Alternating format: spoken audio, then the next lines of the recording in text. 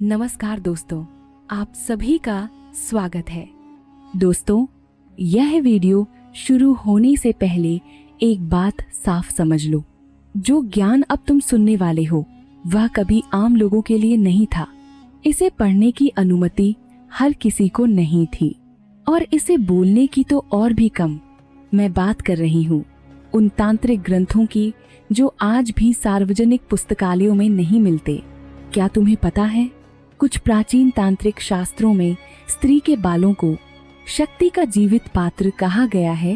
स्त्री के केश सिर्फ शरीर से नहीं जुड़े होते, वे उसकी चेतना, उसकी वासना, उसके क्रोध और उसकी कामनाओं से जुड़े होते हैं। और यही कारण है कि तांत्रिक साधना में सबसे पहला नियम होता था, स्त्री के बालों को बिना अनुमति कभी स्पर्श मत करो। कुछ तांत्रिक ग्रंथ यहाँ तक चेतावनी देते हैं, अगर किसी स्त्री के बाल उसकी इच्छा के विरुद्ध काट लिया जाए या किसी तांत्रिक प्रयोग में उपयोग कर लिया जाए तो उस स्त्री की ऊर्जा या तो पूरी तरह टूट सकती है या फिर अत्यंत उग्र रूप ले सकती है। इसीलिए बालों से जुड़ी तांत्रिक क्रियाओं को कृष्ण विद्या कहा गया। तंत्र कहता है, स्त्री के बाल उसके भावों को पकड़ कर रखते हैं, उसके सुख, उसके दुख, उसका क्रोध और यहाँ तक कि उसके पिछले जन्मों की स्मृति भी। इसीलिए भाव ऊर्जा का सबसे कच्चा, सबसे खतरनाक रूप होता है। क्रोध में स्त्री के खुले बाल तांत्रिक दृष्टि से सबसे शक्तिशाली माने जाते थे। कुछ ग्रंथों में यह भी लिखा है, ऐसी अवस्था में स्त्री के आसपास का वातावरण असामान्य व्यवहार करने लगता है। दीपक की लौ हिलने लगती है, मन बेचैन हो जाता है और संवेदनशील लोग अचानक भय महसूस करते हैं। क्या तुम जानते हो, कुछ तांत्रिक आश्रमों में स्त्रियों के बालों को देवी का वास स्थान माना जाता था। वहां यह विश्वास था कि हर केश एक शक्ति रेखा है और जब ये रेखाएं एक साथ सक्रिय होती हैं तो स्त्री साधारण मनुष्य नहीं रहती।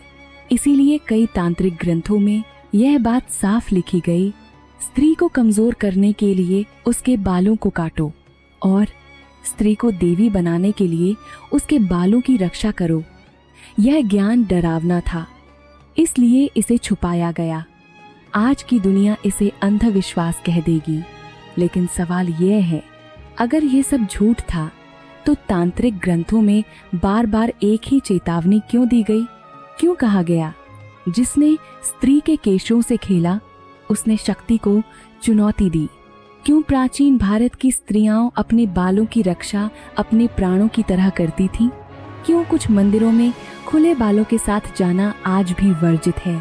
आज इस वीडियो में हम उसी निषिद्ध ज्ञान को धीरे धीरे खोलने वाले हैं। लेकिन सावधान, यह जानकारी सिर्फ सुनने के लिए नहीं है, क्योंकि एक बार यह समझ में आ गई तो नजरिया बदल जाता है और तब तुम अपने बालों को सिर्फ आईने में नहीं, डर और सम्मान दोनों के साथ देखोगे। प्राचीन वैदिक दर्शन कहता है, ऊर्जा सिर से प्रवेश करती है और वहीं से बाहर निकलती है। बाल उस ऊर्जा के प्रवाह को नियंत्रित, संग्रहित और संरक्षित करते हैं। इसलिए ही प्राचीन भारतीय महिलाएं बालों में तेल लगाती थीं। तेल सिर्फ बालों के लिए नहीं था, वह था प्राण ऊर्जा को लॉक करने के लिए। यही कारण है कि जब कोई महिला किसी त्रासदी से गुजरती है तो उसके बाल तेजी से झड़ने लगते हैं, क्योंकि बाल भावनाओं को सोखते हैं, उन्हें पकड़ कर रखते हैं। क्या तुम्हें कभी अजीब नहीं लगा कि पुराने समय में स्त्री के बालों को छूना इतना बड़ा अपराध क्यों माना जाता था? आज ये बात सामान्य लगती है, कंघी करना, संवारना, छू लेना। लेकिन प्राचीन भारत में बिना अनुमति किसी स्त्री के बालों को छूना सिर्फ असभ्यता नहीं था, ये ऊर्जा पर आक्रमण माना जाता था। गूढ़ और तांत्रिक ग्रंथों में एक डरावनी बात लिखी गई है, स्त्री के बाल उसके मन और प्राण के सबसे निकट होते हैं। जहाँ शरीर की त्वचा बाहरी दुनिया से लड़ती है, वहीं बाल सीधे चेतना से जुड़े होते हैं। इसीलिए कहा जाता था, बालों को छूना सिर को नहीं, मन को छूना है। कुछ तांत्रिक शास्त्र यहाँ तक चेतावनी देते हैं, अगर कोई अजनबी व्यक्ति किसी स्त्री के बालों को छू ले तो उसकी मानसिक तरंगे स्त्री की ऊर्जा में प्रवेश कर सकती हैं। यही कारण था कि पुराने समय में स्त्रियां अपने बाल हमेशा ढके या बंधे रखती थीं। यह लज्जा नहीं थी, ये सुरक्षा कवच था। लोक परंपराओं में एक और डरावनी मान्यता मिलती है। अगर कोई स्त्री भावनात्मक रूप से कमजोर अवस्था में हो और उसी समय कोई उसके बालों को छू ले तो उसकी पीड़ा, उसका भय, उसका क्रोध उस व्यक्ति से जुड़ सकता है। इसीलिए रोती हुई स्त्री के पास जाने से पहले लोग रुक जाते थे। कई तांत्रिक आश्रमों में आज भी यह नियम मिलता है। साधना कर रही स्त्री के बालों को छूना वर्जित है, क्योंकि साधना के समय बालों में ऊर्जा जमा होती है और वह ऊर्जा गलत दिशा में चली जाए तो परिणाम अनियंत्रित हो सकते हैं।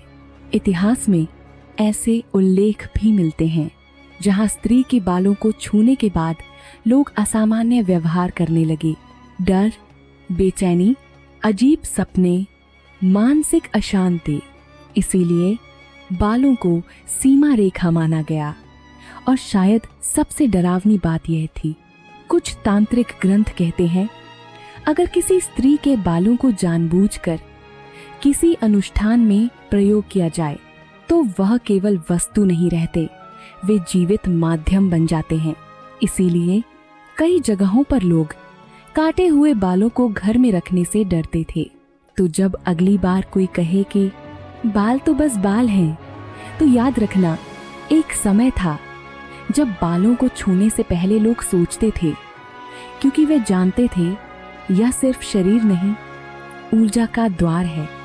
भारत एक ऐसी भूमि है जहाँ कुछ भी यूं ही नहीं होता। यहाँ हर परंपरा के पीछे एक संकेत छुपा होता है, हर नियम के पीछे एक अदृश्य कारण होता है। और उन्हीं कारणों में से एक थे स्त्रियों के बाल। आज की दुनिया बालों को बस सजावट समझती है, लेकिन एक समय था जब बालों को संयम में रखा जाता था। क्या तुम्हें पता है, प्राचीन भारत में स्त्री का खुले बालों में घर से बाहर निकलना सामान्य नहीं माना जाता था। यह शर्म या डर की बात नहीं थी, यह चेतावनी मानी जाती थी, क्योंकि भारतीय दर्शन कहता है बाल केवल बाहर की चीज नहीं है, वे मन की तरंगों को अपने भीतर खींचते भी हैं और बाहर फैलाते भी हैं। इसीलिए जब बाल खुले होते थे तो समझा जाता था कि उस स्त्री की ऊर्जा रुकी हुई नहीं है, उसका तेज, उसकी भावनाएं, उसकी मानसिक स्थिति सब बाहर की ओर प्रवाहित हो रहे हैं। इसी कारण प्राचीन स्त्रियां अपने बाल यूं ही नहीं खोलती थीं, बाल खोले जाते थे केवल विशेष अवस्थाओं में, जब मन ध्यान में हो, जब कोई गहरा संकल्प लिया जा रहा हो, या जब किसी ऐसी शक्ति को जगाने की तैयारी हो जो दिखाई नहीं देती। हाँ, यह बात आज अजीब लग सकती है, लेकिन पुराने ग्रंथ इसी ओर इशारा करते हैं। कई पुराणों और गूढ़ शास्त्रों में यह उल्लेख मिलता है कि स्त्री के लंबे बालों के चारों ओर एक विशिष्ट प्राण क्षेत्र बनता है। यह क्षेत्र उसकी अंतर्ज्ञान शक्ति को बढ़ाता है, स्मरण शक्ति को तेज करता है, इच्छा शक्ति को मजबूत बनाता है और कई बार उसे किसी दिव्य स्तर से जोड़ देता है। अब सवाल उठता है, कुछ स्त्रियां जन्म से ही लंबे, घने और शक्तिशाली बालों के साथ क्यों पैदा होती हैं? गूढ़ शास्त्रों का उत्तर चौंकाने वाला है।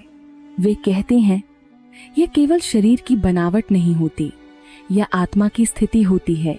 जिस स्त्री का जन्म लंबी जटाओं या घने बालों के साथ होता है, वह अपने साथ पूर्व जन्मों के संस्कार और साधना की स्मृति लेकर आती है।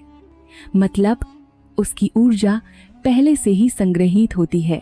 इसीलिए इतिहास और कथाओं में जिन साध्वियों और रानियों का उल्लेख मिलता है, उनके बाल सामान्य नहीं बताए जाते। वे लंबे थे, भारी थे और प्रभावशाली थे, क्योंकि उनके बाल सिर्फ सिर पर नहीं थे, वे उनकी आत्मा का विस्तार थे और शायद इसी कारण प्राचीन भारत में बालों को ऊर्जा का भंडार कहा गया, क्योंकि वहां सौंदर्य नहीं, शक्ति को पहचाना जाता था। गूढ़ और तांत्रिक ग्रंथों में एक डरावनी बात लिखी गई है। स्त्री के बाल उसके मन और प्राण के सबसे निकट होते हैं। जहां शरीर की त्वचा बाहरी दुनिया से लड़ती है, वहीं बाल सीधे चेतना से जुड़े होते हैं। इतिहास की किताबें राजाओं की तलवारें गिनाती हैं, युद्धों की तारीखें लिखती हैं, लेकिन एक चीज है जिसे इतिहास ने जानबूझकर हल्के में छोड़ दिया। भारतीय रानियों के बाल। राजपूत, चोल, पांड्य, विजयनगर जैसे साम्राज्यों में कई रानियों के बालों का वर्णन असाधारण रूप में मिलता है। कुछ विवरणों में लिखा है, उनके बाल चलते समय भूमि को स्पर्श करते थे। अब सवाल उठता है, क्या यह सिर्फ सौंदर्य था या इसके पीछे कोई गुप्त कारण था? दरअसल राजघरानों की स्त्रियां एक ऐसी केश परंपरा का पालन करती थीं जिसे आम लोगों से छुपाकर रखा गया। यह कोई साधारण श्रृंगार नहीं था, यह एक ऊर्जा अनुशासन था। कहा जाता है, महल की रानियां अपने बालों को कभी भी लापरवाही से नहीं संवारती थीं। हर क्रिया समय से जुड़ी होती थी। कुछ गुप्त परंपराओं में यह उल्लेख मिलता है कि पूर्ण चंद्र की रात बालों को संवारते समय एक विशेष मंत्र का उच्चारण किया जाता था, ओम सोम सोमाय नमः।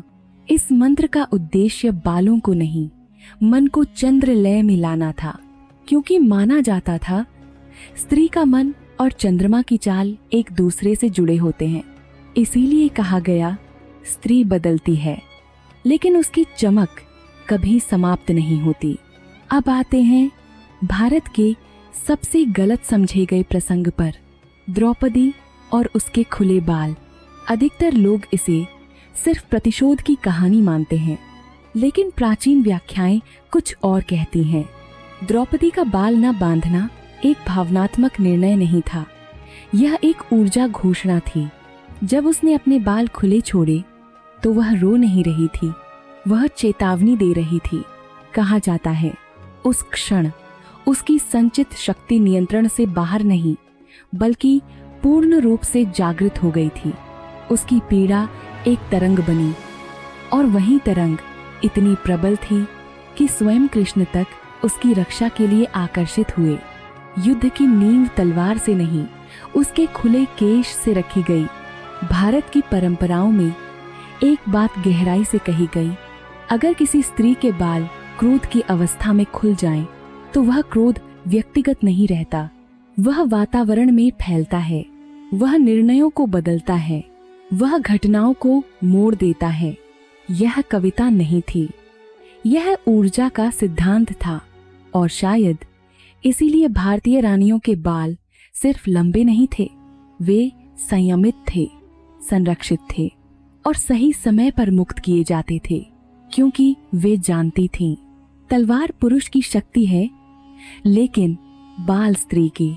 प्राचीन भारत में बाल शक्ति, ऊर्जा और तंत्र का विज्ञान। क्या तुमने कभी सोचा है कि बाल सिर्फ सौंदर्य का प्रतीक नहीं थे? प्राचीन भारत की महिलाएं अपने बालों को ऊर्जा का केंद्र मानती थीं, परंतु आज की महिलाओं में वह शक्ति क्यों नहीं दिखती? क्योंकि 3 चीजें आज गायब हो चुकी हैं, बालों का प्राकृतिक तेल, धूप और चंद्र ऊर्जा। पहले की महिलाएं सुबह सूरज की पहली किरणों में बैठती थीं, बालों में सूर्य की प्राण ऊर्जा प्रवेश करती थी। रात को बाल चांदनी में सुखाए जाते थे और इससे उनकी मन की सूझबूझ और इंट्यूशन तेज होती थी। परंतु आज ना धूप है, ना चांदनी है और ना समय। इसलिए आधुनिक जीवन में हमारी ऊर्जा, हमारी चेतना और हमारी इंट्यूशन शक्ति कमजोर और धीमी होती जा रही है। यही कारण है कि जब तुम भारत की पुरानी परंपराओं को देखोगे, तुम पाएंगे बाल सिर्फ सुंदरता का हिस्सा नहीं थे, वे आध्यात्मिक शक्ति, सम्मान, सुरक्षा और ऊर्जा का सबसे बड़ा स्रोत थे। क्या तुमने कभी ध्यान दिया है कि प्राचीन देवियों के बाल हमेशा लंबे और घने दिखाए गए हैं। मूर्तियां, चित्र, ग्रंथ, हर जगह यह कोई कला का निर्णय नहीं था, यह ऊर्जा विज्ञान था। देवी काली के खुले बाल क्यों? क्योंकि उनके बाल उनकी अमर क्रोध ऊर्जा का प्रतीक थे। उनके बाल के हर तंतु में अज्ञान और नकारात्मकता को नष्ट करने की शक्ति समाहित थी। देवी दुर्गा के बाल लंबे और चमकदार क्यों? क्योंकि वे वीरता, संतुलन और तेज का प्रतीक थे। देवी सरस्वती के बाल शांत और कोमल क्यों? क्योंकि वे ज्ञान और मानसिक ऊर्जा के वाहक थे। और ये सिर्फ कला नहीं थी, यह ऊर्जा विज्ञान था, प्राचीन तंत्र का एक जीवंत हिस्सा। बाल जितने लंबे उतने अधिक नाड़ी बिंदु और प्राण ऊर्जा केंद्र सक्रिय होते थे। हर महिला के बाल में उसके जीवन की शक्ति, सोच और भाग्य का प्रतिबिंब होता था। इसलिए अगली बार जब तुम अपने बालों को सिर्फ सौंदर्य का हिस्सा समझोगे तो याद रखना, प्राचीन भारत में बाल शक्ति, सुरक्षा और दिव्यता का सबसे गुप्त साधन थे। आयुर्वेद में कहा गया है कि हमारे शरीर में लगभग 72 शून्य नाड़ियां हैं, लेकिन सिर में लगभग 1000 से अधिक नाड़ी बिंदु होते हैं जो सीधे बालों के रोम छिद्रों से जुड़े हैं। जैसे जैसे बाल लंबा और घना होता है, ये नाड़ी बिंदु सक्रिय होकर ऊर्जा का जाल बनाते हैं। इसका मतलब है स्मरण शक्ति बढ़ती है, मन शांत होता है, अंतर्ज्ञान और इंट्यूशन तेज होती है, रचनात्मकता और भावनाएं गहरी होती हैं, और सबसे महत्वपूर्ण, ऊर्जा का फील्ड पूरे शरीर और वातावरण को प्रभावित करता है। शायद यही कारण था कि प्राचीन समय में महिलाएं घर की शक्ति मानी जाती थीं। उनकी ऊर्जा सिर्फ उनके लिए नहीं, बल्कि पूरे घर और परिवार के लिए सुरक्षा कवच का काम करती थी। लेकिन सावधान, प्राचीन परंपराओं में कहा गया है कि स्त्री के आंसू उसके बालों में गिरते ही शाप बन सकते हैं। कई ग्रामीण कथाओं, तांत्रिक ग्रंथों और लोक परंपराओं में लिखा है, जब कोई स्त्री भावनात्मक रूप से टूटती है, उसके आंसू बालों में गिरकर ऊर्जा का गहरा क्षेत्र बनाते हैं, और अगर वह इस समय बाल खोल दे तो ये ऊर्जा इतना सशक्त बन जाती है कि घर में अनहोनी, बीमारी या विवाद तक पैदा कर सकती है। यही कारण था कि दादी नानी हमेशा कहती थी, रोते समय बाल मत खोलना। और यह सिर्फ अंधविश्वास नहीं था, यह मानव ऊर्जा विज्ञान का गहरा ज्ञान था। पुराने समय में महिलाएं बाल धोकर सीधे नदी या जल में बहाती थीं। आज इसे केवल रीति रिवाज माना जाता है, लेकिन असल में यह शक्ति और ऊर्जा को संतुलित करने का एक गुप्त तंत्र था। सोचो, एक लंबी जटाओं वाली स्त्री जो अपने बालों को सूर्य की किरणों में सुखाती है, चांदनी रात में धोती है और सही मंत्र या ध्यान के साथ संभालती है। उसका बाल सिर्फ सौंदर्य का प्रतीक नहीं, बल्कि ब्रह्मांडीय ऊर्जा का संवाहक और नियंत्रक बन जाता है। यही कारण है कि प्राचीन ग्रंथ और चित्र महिलाओं के बालों को हमेशा लंबे, घने और बहते हुए दिखाते हैं। वे सिर्फ कला नहीं थी, ये ऊर्जा, विज्ञान और तंत्र का जीवंत प्रमाण थे। प्राचीन समय में कहा जाता था, नदी का पानी सिर्फ पानी नहीं, ऊर्जा का पुनः संयोजन है। नदी की धारा में इतनी शक्ति थी कि यह सकारात्मक और नकारात्मक दोनों तरह की ऊर्जा को बहा सकती थी। जब महिलाएं अपने बाल नदी में धोती थीं, तो उनके बालों में जमा पुरानी ऊर्जा, दुख, तनाव, भय, क्रोध सभी बहकर नदी में मिल जाते थे। इसलिए कहा गया, नदी में धोए बाल कभी भारी नहीं लगते। आज हम नल के पानी में बाल धोकर सोचते हैं कि ताजगी मिल जाएगी, लेकिन इस पानी में जीवन ऊर्जा नहीं, सिर्फ रसायन है। बालों की ऊर्जा फिर भी भारी और कमजोर महसूस होती है, और यही कारण था कि कटे हुए बाल घर में नहीं लाए जाते थे। यह परंपरा आज भी कई जगह जिंदा है। कटे बाल में अक्सर पुरानी ऊर्जा का जाल फंसा रहता था, और यदि ये घर में रह जाएं, तो धीरे धीरे घर की ऊर्जा भारी और अशुभ हो जाती। इसलिए कहा जाता था, कटे बाल को आग या नदी को सौंपो। यह सिर्फ परंपरा नहीं थी, बल्कि शक्ति और ऊर्जा का शुद्धिकरण था। प्रसव के बाद भी महिलाओं को लंबे समय तक बाल ना काटने की सलाह दी जाती थी। क्यों? क्योंकि बच्चे के जन्म के समय महिला की ऊर्जा बेहद संवेदनशील और सक्रिय होती है। अगर इस दौरान बाल काट दिए जाएं, तो उसकी जीवनी शक्ति कमजोर हो सकती है। उसका आभा क्षेत्र औरा छोटा या कमजोर हो सकता है और वह भावनात्मक उतार चढ़ाव जल्दी महसूस कर सकती है। इसलिए प्राचीन भारतीय संस्कृति कहती थी, बाल रखो, शक्ति को फिर से इकट्ठा होने दो। यह केवल सजावट नहीं, यह शरीर और मन को हील करने का गुप्त विज्ञान था। स्त्री के बाल, तंत्रिकों का भय और ऊर्जा का रहस्य। पुराने जमाने में तांत्रिक और साधक केवल मंत्र और जादू नहीं करते थे। वे जानते थे कि स्त्री के लंबे बाल किसी भी ऊर्जा को शक्ति प्रदान कर सकते हैं। हजारों साल पहले की मान्यता थी, चाहे कामना हो, क्रोध हो, आशीर्वाद हो, शाप हो या कोई इच्छा, यदि महिला के बाल लंबे और घने हों तो उसकी मानसिक तरंगें, ब्रेन वेव्स दूर दूर तक असर डाल सकती थीं। यही कारण था कि कई तांत्रिक और साधक लंबे बालों वाली महिलाओं से डरते थे। कहा जाता था, महिला के बालों में देवियां रहती हैं। यह केवल मिथक नहीं था, यह ऊर्जा विज्ञान पर आधारित था। बाल के हर तंतु में शक्ति का प्रवाह, प्राण की गति और मानसिक ऊर्जा छुपी होती थी। और यही कारण था कि विवाह के बाद महिलाओं के बालों को विशेष रूप से संवारा जाता था। विवाह केवल दो शरीरों का मिलन नहीं था, यह ऊर्जा का मिलन था। पुराने जीवन और नए जीवन के बीच एक पुल।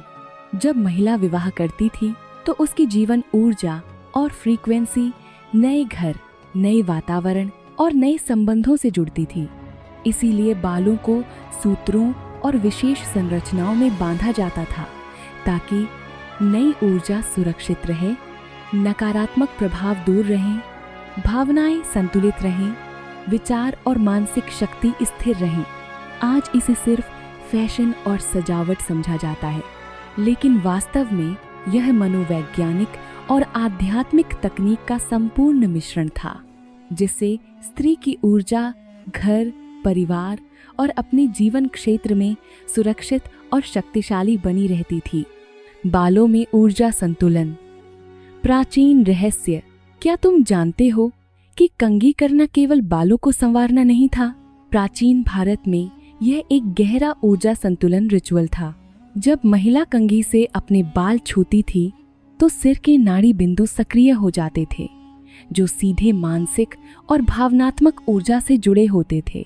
लेकिन यदि इसे अधिक किया जाता तो ऊर्जा असंतुलित हो सकती थी, जिससे बेचैनी, चिड़चिड़ापन, चिंता और अनिद्रा जैसी समस्याएं जन्म ले सकती थी।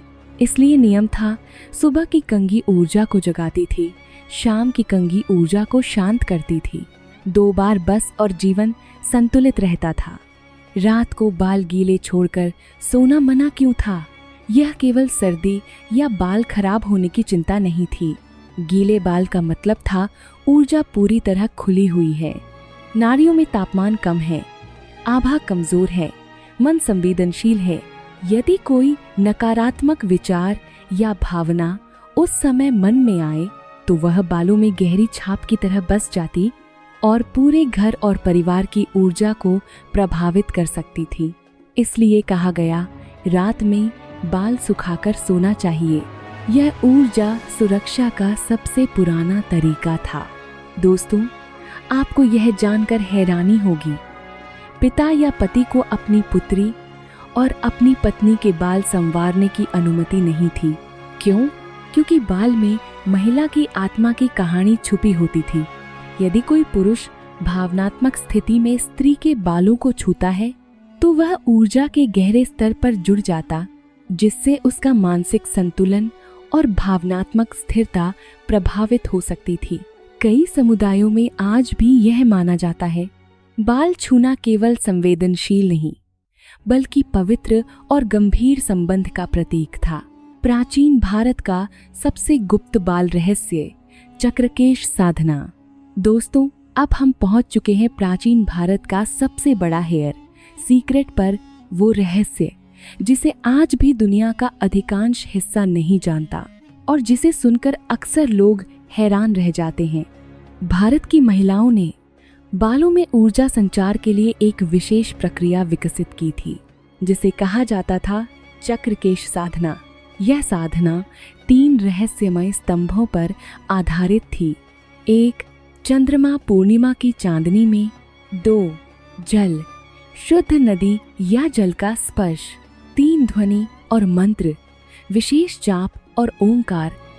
जब कोई महिला अपने बालों को पूर्णिमा की चांदनी में कंघी करती थी तो उसके बालों में एक चुंबकीय ऊर्जा प्रवाहित होती थी।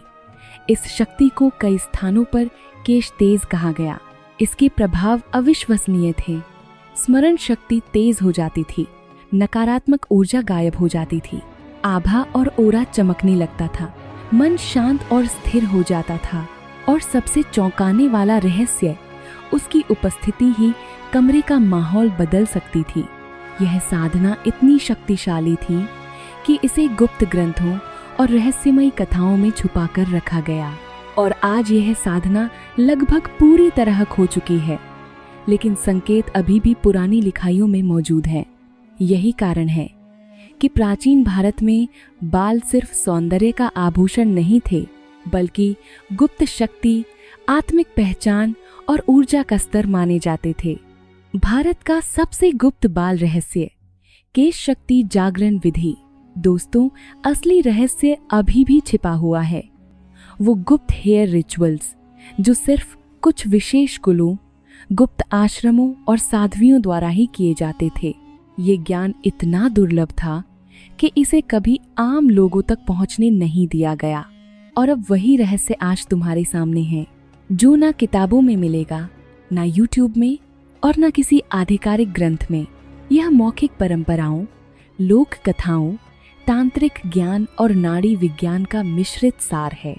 भारत का सबसे छिपा हुआ हेयर सीक्रेट, केश शक्ति जागरण विधि।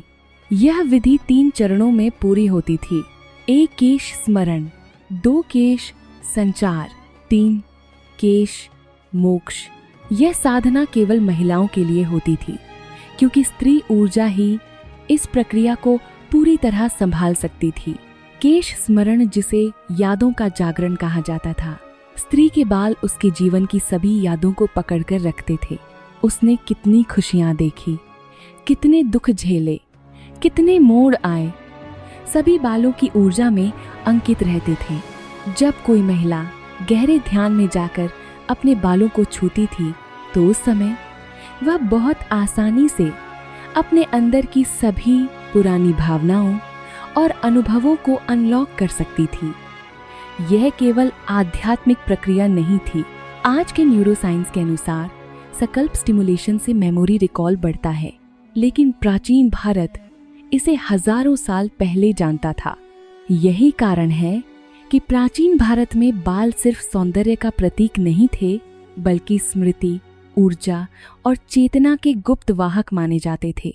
केश संचार और केश मोक्ष, यह वह हिस्सा था जिसे सिर्फ चुनी हुई महिलाएं ही जानती थीं। रात के समय जब चंद्रमा 60 डिग्री के कोण पर होता तो महिलाएं अपने बालों में 108 बार कंघी करती थीं। क्यों 108 बार?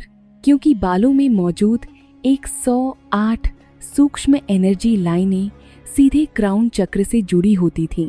जब ये लाइनें सक्रिय होती थीं तो महिला के भीतर हल्का कंपन और ऊर्जा का वाइब्रेशन पैदा होता था। यह कंपन तनाव को बाहर निकालता था, दबी हुई भावनाओं को मुक्त करता था, माइंड को शांत करता था और ओरा को चमकदार और शक्तिशाली बनाता था।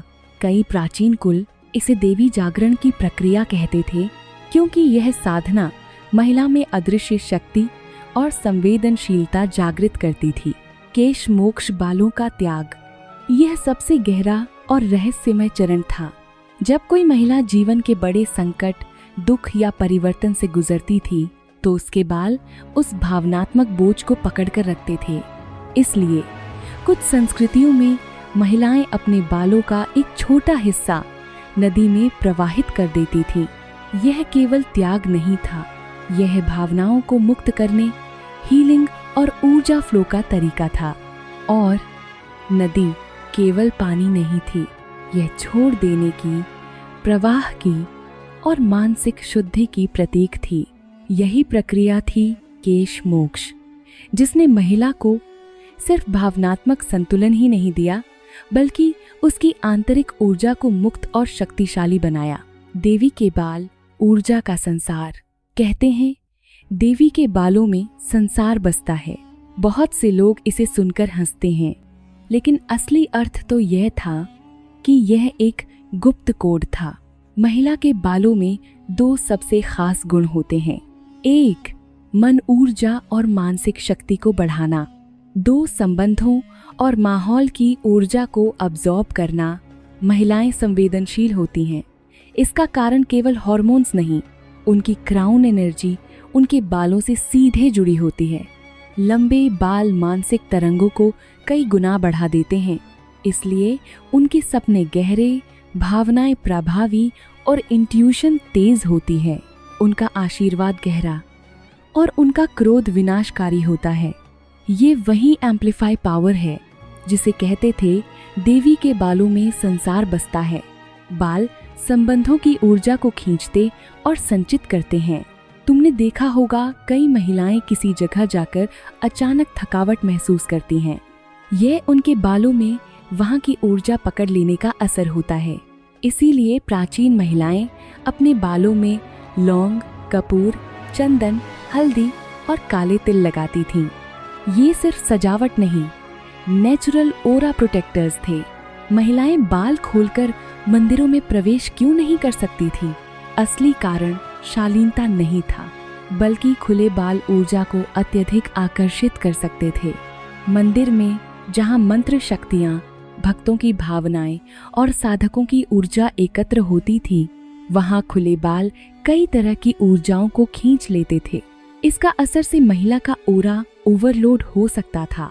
इसलिए प्राचीन समय में पूजा के दौरान महिलाएं बाल बांधकर मंदिर जाया करती थीं। देवी के बाल, अर्धरात्रि के रहस्य। दक्षिण भारत की कुछ प्राचीन कुलों में आज भी एक अत्यंत रहस्यमय परंपरा जीवित है। महिलाएं जब किसी मनोकामना या विशेष साधना में होती थीं, तो एक धागा अपने बालों से जोड़कर देवी को अर्पित करती थीं। यह केवल प्रतीकात्मक नहीं था। कहा जाता था जहां बाल पहुंचते हैं, वहां कामना जरूर पहुंचती है। क्यों? क्योंकि बाल मन का विस्तार है। उनकी हर लंबी, घनी और बहती जटा मन की तरंगों को दूर तक भेज सकती है। आज विज्ञान भी मान चुका है कि हेयर फॉलिकल्स में एक अत्यंत संवेदनशील बायो सिग्नल सिस्टम होता है, लेकिन भारत ने इसे हजारों साल पहले पहचान लिया था। इसी कारण से रात में आईने के सामने बाल कंघी करने से मना किया गया। यह दुनिया की सबसे डरावनी और दिलचस्प मान्यताओं में से एक है। रात का समय जब प्रकाश कम होता है, हमारा मस्तिष्क थीटा अवस्था में चला जाता है, जहां सबकॉन्शियस माइंड पूरी तरह सक्रिय होता है। इस अवस्था में यदि बालों को कंघी किया जाए, तो बालों में फंसी भावनाएं आईने के प्रतिबिंब के साथ मल्टीप्लाई हो सकती हैं। परिणाम, दुख में कंघी करना दुख बढ़ सकता है, क्रोध में कंघी करना संबंध बिगड़ सकते हैं, डर में कंघी करना नकारात्मक सपने और मानसिक अशांति आ सकती है। इसीलिए रात में बाल कंघी करना केवल सौंदर्य का विषय नहीं, यह ऊर्जा विज्ञान के अनुसार खतरनाक माना जाता था। और अब आता है भारत का सबसे गुप्त और शक्तिशाली हेयर रिचुअल, अर्धरात्रि केश ध्यान। यह साधना सिर्फ कुछ विशिष्ट कुलों की महिलाओं को आती थी। यह साधना इतनी शक्तिशाली थी कि कहा जाता था, जिस स्त्री के बाल अर्धरात्रि में सही ऊर्जा के साथ जागृत होते हैं, उसकी इच्छा, उसका ज्ञान और उसका प्रभाव ब्रह्मांड तक फैल सकता है। यह कोई कल्पना नहीं, यह सतत ऊर्जा का विज्ञान और तंत्रिक गूढ़ ज्ञान था। दोस्तों, क्या आप जानते हैं, एक स्त्री अपने बालों के माध्यम से आधी दुनिया को हील कर सकती थी। यह कोई मिथक नहीं, यह प्राचीन भारत का सबसे छुपा आध्यात्मिक विज्ञान था। केश स्पर्श साधना। आधी रात का समय जब चंद्रमा बादलों के बीच हल्का सा झलकता है, स्त्री शांत मन और खुली संवेदनशीलता के साथ अपने कंधों को ढीला रखती है। गहरी सांसें, धीमी और नियंत्रित, बालों को धीरे धीरे 3 बार छूना। कहा जाता था इस साधना के बाद महिला के भीतर इतनी शक्तिशाली ऊर्जा उत्पन्न होती थी कि उसका चेहरा देवी की तेजस्विता से दमक उठता है। यह केवल ध्यान नहीं, बल्कि मन, ऊर्जा और नाड़ी विज्ञान का सर्वोत्तम मिश्रण था। लंबे बाल सिर्फ सौंदर्य नहीं, बल्कि आशीर्वाद को एम्प्लीफाई करने का माध्यम थे। क्यों? जब कोई महिला किसी को आशीर्वाद देती है, उसकी ऊर्जा सिर से निकलकर बालों के माध्यम से फैलती है। इसीलिए प्राचीन भारत में कहा गया, माँ की दुआ और स्त्री का आशीर्वाद कभी खाली नहीं जाता। प्राचीन सिद्धांत यह कहता है, जिन लोगों के बाल तेज, घने और मजबूत होते हैं, उनकी ऊर्जा स्थिर रहती है। वहीं जिनके बाल पतले, टूटने वाले या रूखे होते हैं, उनके एनर्जी नॉट्स अधिक होते हैं। यह पिछले जन्म के भावनात्मक तनाव का प्रभाव है। यही कारण है कि आयुर्वेद कहता है, बालों को ठीक करो, जीवन ठीक होगा। बाल केवल शरीर का हिस्सा नहीं थे, यह आध्यात्मिक शक्ति, कर्म और जीवन संतुलन का सबसे बड़ा संकेत थे। यह सिर्फ सौंदर्य या स्वास्थ्य की बात नहीं थी, यह पूरा ऊर्जा तंत्र और जीवन प्रणाली का पुनर्जन्म था। लंबे बालों का रहस्य, एक ऐसा रहस्य जिसे जानकर लोग सच में सिहर उठते थे। लंबे बाल केवल बाल नहीं थे, वे स्त्री और देवत्व, मानव और ब्रह्मांड के बीच का सेतु थे। इसी वजह से देवी के बाल शक्ति और दिव्यता का प्रतीक, रानी के बाल सम्मान और प्रतिष्ठा का प्रतीक, पत्नी के बाल प्रेम और समर्पण का प्रतीक, माँ के बाल सुरक्षा और संरक्षा का प्रतीक, साध्वी के बाल त्याग और साधना का प्रतीक, युवा लड़की के बाल भविष्य और संभावनाओं का प्रतीक। प्राचीन भारत में स्त्री के बाल को उसकी ऊर्जा का केंद्र माना जाता था। हर तंतु, हर लहर, हर झोंका एक सूक्ष्म शक्ति का वाहक। और आज भी जब किसी महिला के लंबे, घने और बहते हुए बाल हवा में लहराते हैं, तो लोग केवल सौंदर्य नहीं देखते, वे महसूस करते हैं उसके भीतर की शक्ति, ऊर्जा, इतिहास, स्मृति और ब्रह्मांडीय जुड़ाव। यही कारण है कि बालों का रहस्य आज भी अनसुलझा है। क्यों? क्योंकि यह केवल शरीर का हिस्सा नहीं, बल्कि आत्मा का विस्तार और ब्रह्मांड के साथ उसकी गुप्त कड़ी है। दोस्तों, अगर आपको आज का हमारा यह वीडियो पसंद आया हो, तो चैनल को सपोर्ट करना ना भूलें और इसी तरह की अन्य अनसुलझी काइयों के गुप्त रहस्यों को जानने के लिए हमारे चैनल को अभी सब्सक्राइब करें। धन्यवाद।